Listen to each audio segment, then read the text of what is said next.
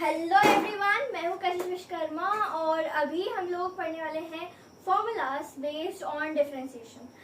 तो पिछले वीडियोस में हमने डिफरेंशिएशन का इंट्रोडक्शन देखा। हमने देखा कि डिफरेंशिएशन होता क्या है। ठीक है, आप क्या बोलते हो डिफरेंशिएशन को? इंस्टेंटेनियस रेट ऑफ चेंज होता है ऑब्वियसली, उसको dy/dx से डिनोट करते हैं। ठीक है, एंड बहुत सी चीजें देखा, डिनोशन देख लिया, उसका मेन मतलब समझ लिया। और आज हम लोग देखने वाले हैं कि फॉर्मूलाज। ठीक है, फॉर्मूलाज का मतलब क्या होता है? फॉर्मूलाज का मतलब होता है कि जब तुम डिफरेंशिएशन करोगे, जैसे मैंने बोला कि साइन एक्स का डिफरेंशिएशन करो तो आंसर होता है कॉस एक्स। ऐसे फॉर्मूलाज हम आज पढ़ने वाले हैं। ठीक है, जो तुम्हारे डिफरेंशिएशन को बनाएंगे आसान। फॉर्मूलाज बिल्कुल टफ नहीं है, पहले बता रही हूँ। ठीक है, समझना बहुत आसान है।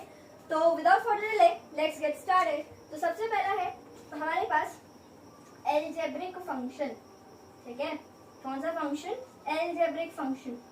कुछ बच्चे क्या रहता है कि 12th तक आ जाते बच्चे, मुझसे तब भी पूछते हैं मैम अलजेब्रिक और पॉलिनोमियल में डिफरेंस क्या होता है ना, ऐसे पूछते हैं। मतलब वो बोलते हैं मैम 12th में तो हम आ गए लेकिन हमें तब भी समझ नहीं आ रहा। तो मैं उनको ऐसा नहीं मतलब डांटती नहीं हूँ, मैं उनको बिल्कुल समझा देती हूँ कि मैं, और ये डाउट मुझे लगा तुम्हें भी हो सकता है, तो आई थॉट कि इसको क्लियर करते हैं। ठीक है बच्चों, एक बात ध्यान से सुनना, पॉलिनोमियल फंक्शन और अलजेब्रिक फंक्शन में क्या डिफरेंस होता है आज सुन लो ध्यान से, कभी नहीं भूलोगे तुम। देखो, function, polynomial function and algebraic function. ठीक है, अलजेब्रिक फंक्शन वो फंक्शन होता है कि मान लो जैसे मेरे पास फंक्शन है 2x + 7। ठीक है, तो हम अलजेब्रिक की बात कर रहे हैं तो हम वेरिएबल चेक करेंगे। तो वेरिएबल जो है, जैसे x है इस वाले इक्वेशन में मेरे पास, है ना, मतलब expression. This is not a equation, this is expression. Equation वो होती है जहाँ पे इक्वल्स टू भी रहता है साथ में, और जहाँ इक्वल्स टू साथ में नहीं है वहाँ उसको एक्सप्रेशन बोलते हैं। ये एक एक्सप्रेशन है। और यहाँ पे मेरी बात सुनना, तो यहाँ पे x की पावर कितनी है? 1, कुछ नहीं है तो 1। ठीक है, और यहाँ पे x की पावर 1 हो सकती है, x की पावर 7/2 हो सकती है, x की पावर -1/2 भी हो सकती है। तो ये क्या वो होता है जब x की पावर क्या हो सकती है, मतलब जो आपका x है वो आपका इंटीजर हो सकता है। ठीक है, आपका रैशनल नंबर भी हो सकता है कोई भी। ठीक है, एनो नंबर लिख रही हूँ। ठीक है, या फिर इरैशनल नंबर हो सकता है x की पावर में। ठीक है, इरैशनल नंबर भी हो सकता है x की पावर में। लेकिन polynomial function by the way कौन होते हैं? जिसकी पावर में, है ना, x की पावर में हमेशा, है ना, कौन होगा बेटा? होल नंबर होगा। हमेशा हमेशा एंड हमेशा रहेगा होल नंबर। कौन रहेगा? Whole number. होल नंबर कहाँ से स्टार्ट होता है? 0 से लेकर के अपना चलता चला जाता है ना, 0, 1, 2 and so on up to n। ठीक है, और यहाँ पे तुम्हारे पास रैशनल भी हो सकती है, इरैशनल भी हो सकती है, इंटीजर भी हो सकती है पावर। ठीक है, जैसे कि पॉलिनोमियल फंक्शन का एग्जांपल बोलो, जैसे 7x की पावर में 0 भी बोल सकती हूँ मैं। ये भी है ना, x की पावर होल नंबर बोलो तो 0 भी। ठीक है, क्या एक बात बताओ, अगर मैं कुछ ऐसा लिख दूं कि 3x स्क्वायर 1 मतलब स्क्वायर या 2/7 कर लेते हैं, प्लस 7x⁴ 9/2। ठीक, अगर ऐसा मैं लिख रही हूँ तो बताओ क्या ये कौन सा फंक्शन है? अलजेब्रिक है कि पॉलिनोमियल है? बिल्कुल सही, अलजेब्रिक है, क्योंकि पॉलिनोमियल में कभी भी, है ना, कभी भी रैशनल या इरैशनल पावर्स नहीं आ सकती हैं। अगर यहाँ 1/3 होता तब भी ये पॉलिनोमियल नहीं कहलाएगा। ये कौन होगा? ये अपना अलजेब्रिक फंक्शन होगा। ठीक है, लेकिन अगर ये यहाँ पे 3 है, यहाँ पे मान लेते हैं अपन पावर में 8 है। ठीक है, तो ये अलजेब्रिक है? बिल्कुल है, ये अलजेब्रिक भी है क्योंकि इंटीजर आ सकता है। ये पॉलिनोमियल भी है क्योंकि इसकी पावर में होल नंबर है। समझ आया? तो अपन को सिंपल सी बात क्या समझ आ रही है कि अलजेब्रिक फंक्शन एक बहुत बड़ा है, और अलजेब्रिक फंक्शन मतलब polynomial is a algebraic function. ठीक है, पॉलिनोमियल एक पार्ट है अलजेब्रिक फंक्शन का। बात क्लियर हो गई? समझ आया? ठीक है, नोट करिए। चलो चलो चलो, अब इसको इरेज करेंगे। अभी हम मेन डिफरेंशिएशन के फॉर्मूलेस कंप्लीट करते हैं। ठीक है,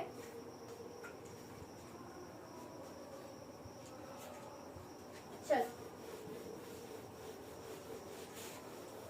तो यहाँ पे फॉर्मूला जो है ना, याद रखना बहुत आसान होता है ना।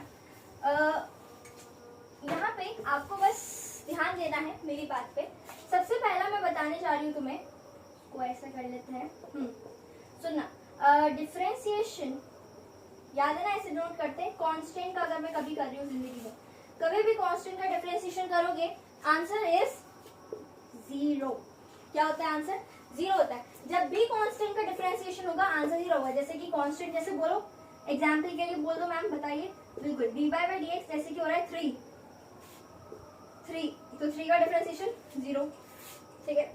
अगर इसके बदले आ रहा है 34 1, ठीक है, 2, कुछ भी आ रहा है, कुछ भी, या फिर कांस्टेंट कोई भी है ना, जैसे 3.192 है ना, कोई भी कांस्टेंट हो उसका आंसर क्या आएगा, जीरो आएगा, क्योंकि differentiation of constant is always zero.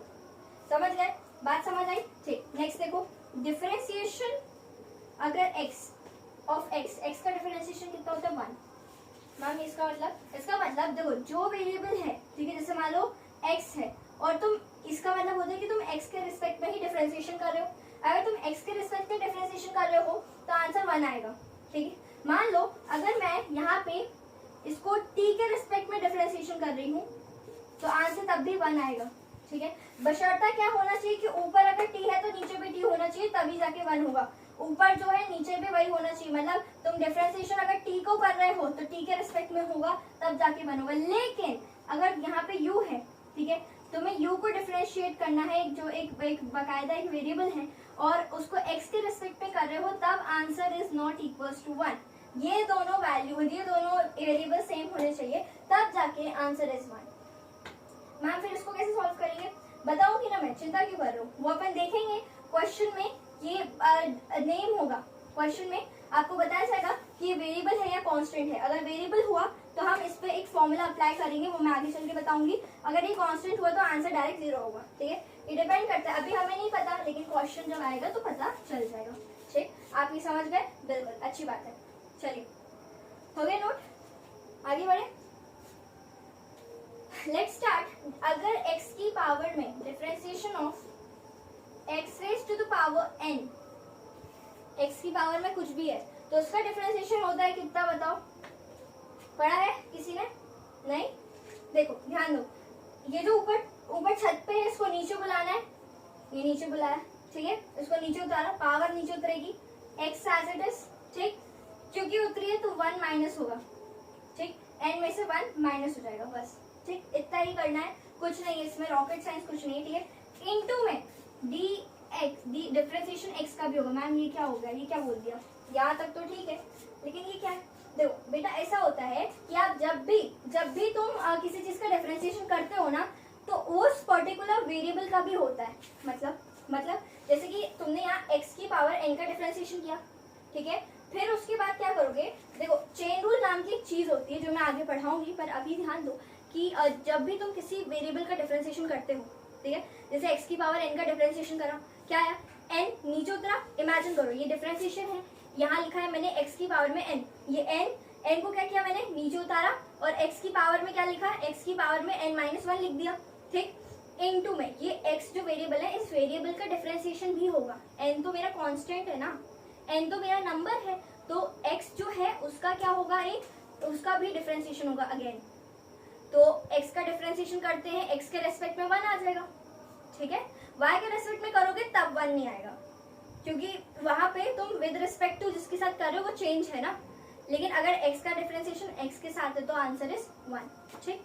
ये चीज बच्चों बहुत ज्यादा भूल जाते हैं, इसकी आदत शुरू से रखो, ठीक है। देखो बहुत से लोग तुम्हें बताएंगे कि डिफरेंशिएशन x की पावर n का क्या होता है, n टाइम्स x की पावर में n माइनस 1, बस वो इसको नहीं बताते हैं। लेकिन देखो ना बेटा, ये जो होता है ना, ये भी होता है एक्चुअल मैथ्स में, ये भी होता है, लेकिन इसका आंसर इज 1, क्योंकि x की, ये देखो ना, ये बताया मैंने, दिख रहा है, ये आंसर 1 होता है, तो अपन 1 को किसी चीज के साथ इंटू करें तो 1 ही रहेगा ना, तो इसलिए कोई फर्क नहीं पड़ता है उससे, ठीक है। चलो समझ आया, ठीक है, क्लियर है, चलो चलो चलो चलो चलो एक एग्जाम्पल ले लेते हैं, है ना, यहाँ पे, यहाँ बता दो, यहाँ देखो एक एग्जाम्पल जैसे कि डिफरेंशिएशन अगर मैं बोल रही हूँ x raise to the power 5, बोलो पावर नीचे उतरेगी, 5 नीचे उतरा, x एज इट इज, इसमें से 8 माइनस होगा, 5 माइनस 1 इज 4, ये हो गया। साथ में x का भी दोबारा डिफरेंशिएशन होगा, जो कि फाइनली आंसर तुम्हारा ये आ जाएगा, जो कि ये 1 हो जाएगा, ठीक है, इंटू 1 लिख दूं, 1 हो जाएगा और नहीं लिखने की जरूरत नहीं, ठीक है, ये हो गया। अब अगर मान लो मैम अगर हमेशा क्या x ही रहेगा, ये सिर्फ x के लिए, नहीं नहीं नहीं नहीं नहीं, कोई भी फंक्शन हो, ट्रिग्नोमेट्रिक भी क्यों ना हो। एक और एग्जांपल देख लो, देखो जैसे मान लो यहाँ पे तुम्हारे पास आ गया sin x to the power 5, ठीक है, अगर ये है तो क्या करोगे तुम बताओ? बिल्कुल सही मैम, पावर मैं नीचे उतार दूंगा, हाँ बिल्कुल सही है, उतार दूंगी, है ना, और उसके बाद फिर क्या करोगे? फिर मैम इसमें से 1 माइनस कर देंगे, बिल्कुल 4 आ गया। अब छोड़ दोगे क्या? नहीं, बिल्कुल नहीं छोड़ना, मैंने बोला ना अंदर वाले का भी डिफरेंशिएशन होता है, तो अंदर वाले मैम x का 1 हट देते, नहीं, उस टाइम फंक्शन दो, फंक्शन का दोबारा करना है। उस टाइम फंक्शन मेरा x था, इसलिए मैं बोली थी कि x का भी करना है।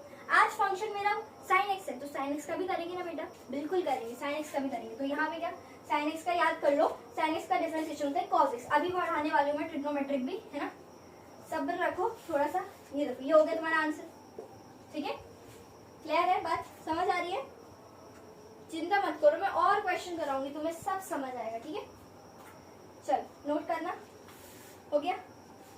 चल एक और बात मेरी सुनना है तुम्हें, यहाँ देख लो, अगर मान लो यहाँ पे डिफरेंशिएशन ऑफ, है ना, डिफरेंशिएशन ऑफ रूट एक्स, अगर रूट एक्स का डिफरेंशिएशन है तो इसका आंसर क्या होता है? इसका आंसर होता है 1/2 रूट एक्स। फिर फंक्शन का भी होगा, फंक्शन कौन है मेरा? x है यहाँ पे, है ना, तो ये हो जाएगा अपना ये x का भी डिफरेंशिएशन, क्योंकि फंक्शन x है, मैम रूट एक्स का क्यों नहीं किया? रूट एक्स का तो हो गया ना पहले, फिर अंदर वाले फंक्शन का कर दिया बाद में। चेन रूल ऐसे ही होता है, ठीक है। जैसे एग्जाम्पल के लिए sine of log of tan x की पावर में 5, ठीक है, मान लो ये है मेरा एक फंक्शन, ठीक है।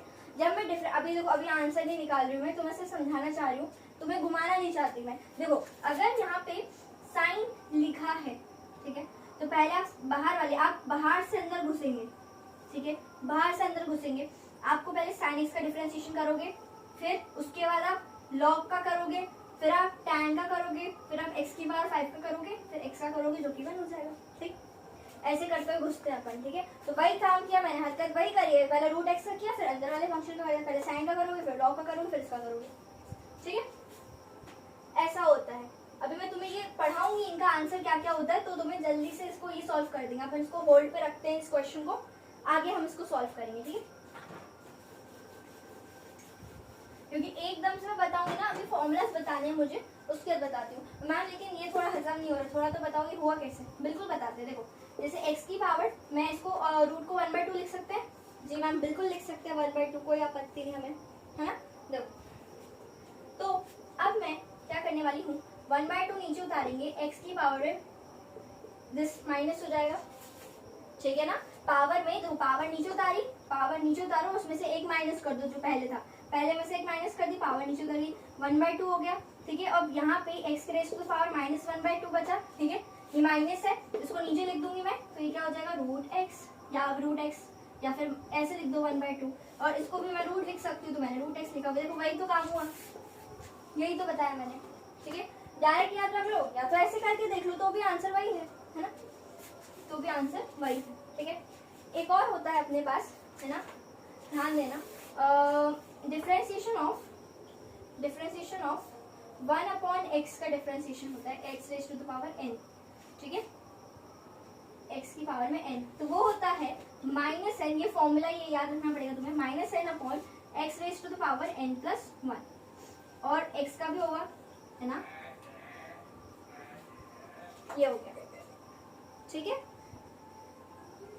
समझ आया? कोई डाउट? एक एग्जांपल बता देती हूँ, समझ आएगा। देखो यहाँ पे ध्यान देना, ये देखो, इसका एग्जांपल है अपने पास, ये बताती हूँ। देखो एग्जांपल है अपने पास, differentiation of 1/x raise to the power 4 ले लो, चल 4 ले लेते हैं, आप तो कोई भी ले लो, सब चलेगा, ठीक है, सब में वाले रहिए। अब देखो माइनस बोला ना, -n कौन, n का रोल कौन कर रहा है 4, तो ये 4 ऊपर आ गया, अपॉन में x अपने एज इट इज ये, और n+1 मतलब 4 + 1 ही हो गया 5, फिर डिफरेंशिएशन किसका करोगे, एक्स का भी करोगे, ये चीज मत भूलना, ठीक है। फंक्शन का भी होना है, यहाँ फंक्शन एक्स था तो उसका भी किया मैंने, जो कि 1 होगा, ये आपका फाइनल आंसर हो गया। क्लियर हो रही है बात, समझ आ रही है ना? चलो नोट करिए।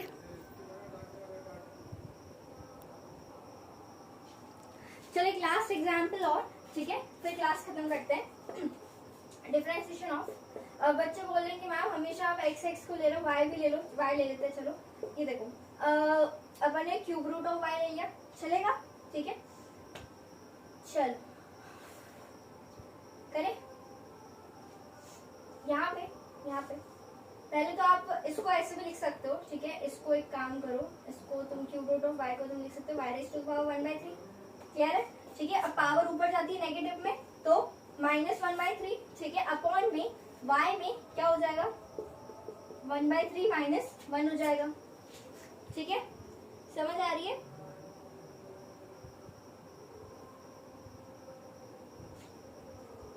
रुको मैं क्या कर रही हूँ, हाँ प्लस होता है ना, मैं खुद बता रही हूँ प्लस होता है, माइनस लिख रही हूँ। चलो ठीक है, अब समझ आ रहा है, -1/3 अपॉन में y रेज़ टू कितना हो जाएगा, y की पावर में 4/3 हो गया, ठीक है। और इसका डिफरेंशिएशन हो गया, y का भी करेंगे मैम बिल्कुल, तो dy/dx हो जाएगा, ठीक है। क्लियर है? बिल्कुल। तो जो वेरिएबल रहेगा, चाहे वहाँ उस टाइम x था तो x का कर रही थी मैं, आज y है तो y का कर रही हूँ, सिंपल, ठीक है। चलो तो बच्चों इस वीडियो के लिए बस इतना ही, और अगले वीडियो में मैं तुम्हें पढ़ाती हूँ कि डिफरेंशिएशन ट्रिग्नोमेट्रिक फंक्शन का क्या होगा और इनवर्स ट्रिग्नोमेट्री का क्या होगा, फिर लॉ ऑफ एक्सपोनेंशियल भी देखते हैं। सो फॉर दिस वीडियो के लिए इतना ही, thank you so much for watching, bye bye.